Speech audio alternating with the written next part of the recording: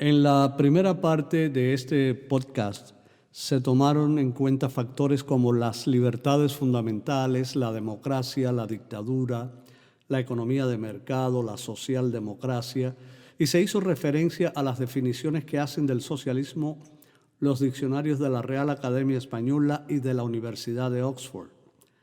Pero es imposible entender las simpatías actuales por el socialismo tras el fracaso de un gran número de países que lo pusieron en práctica, sin mencionar los disparates del capitalismo de hoy.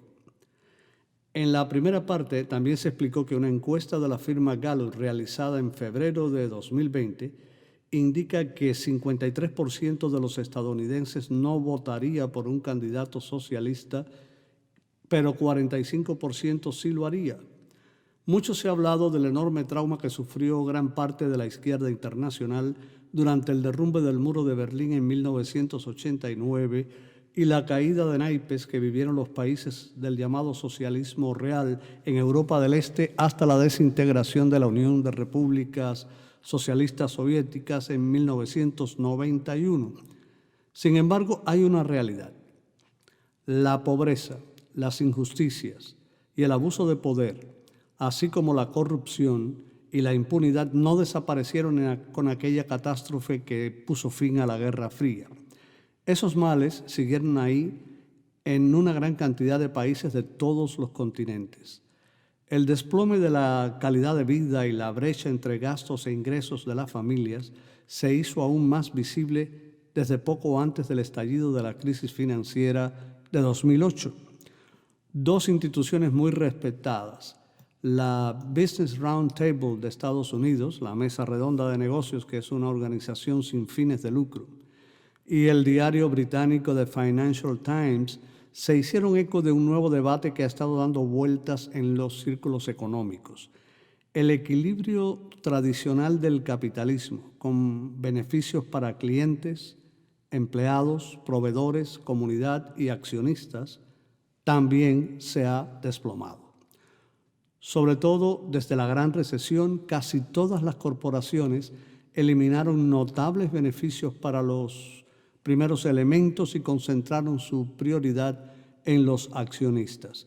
Esa es la razón por la que vemos a experimentados profesionales despedidos de sus trabajos para ser sustituidos por personal inexperto al que se paga salarios inferiores. También hemos visto la eliminación de una lista de beneficios que antes se concedían. Solo hay que recordar el popular Profit Share, que era un programa que tenían muchas empresas mediante el que entregaban acciones a sus empleados para que se sintieran dueños también y al final del año repartían ganancias de la empresa entre los empleados.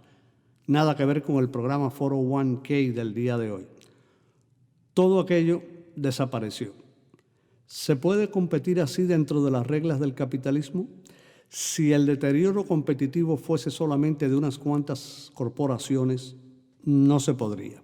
El hecho es que una gran mayoría sí ha eliminado aquellos beneficios, entonces las reglas de la competencia empresarial tienen muy poco efecto porque todas o casi todas están haciendo lo mismo. Dos respetados economistas de la Universidad de Chicago, Raghuram Rajan, execonomista jefe del Fondo Monetario Internacional, y Luigi Zingales, publicaron en 2003 su libro Saving Capitalism from Capitalists, salvar el capitalismo de los capitalistas.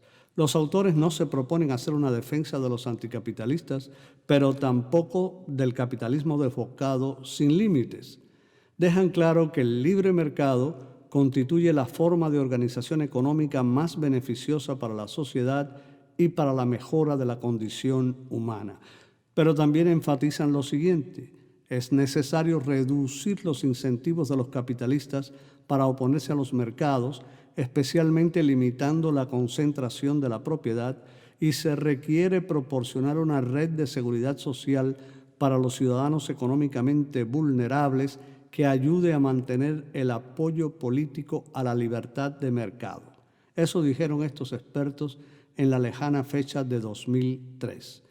En un país como Estados Unidos, que es todavía la economía más pujante del mundo, el 70% de esa economía depende del consumo. Sin esos beneficios, con burbujas muy peligrosas en el aire y altos costos de la vida, el capitalismo moderno también ha deteriorado el bienestar de la sociedad y su propio bienestar. A esto se agregan otras crisis sociales en ciertos países como Estados Unidos, donde también hay costos crecientes de la salud pública y de la educación superior.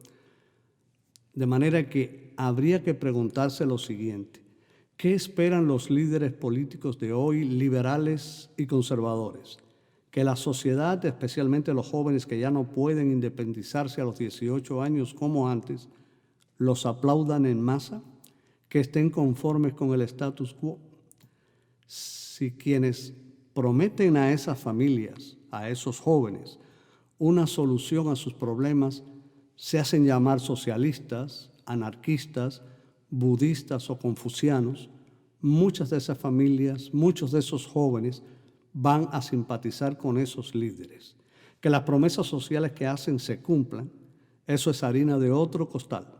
Dicho sea de paso, hasta ahora ha sido casi siempre harina invisible. Por otra parte, el rechazo a la palabra socialismo en amplios sectores de la sociedad debió ser tomado en cuenta muy seriamente por los sectores políticos que se proponen hacer cambios importantes. No lo fue. Nadie se percató de que socialismo y socialistas eran palabras quemadas desde el fin de la Guerra Fría. Habría sido más útil hablar de políticas públicas, un concepto que se usa desde la década de los años 50 para hablar del papel del Estado en cuanto a la administración de los bienes de un país en beneficio de la sociedad.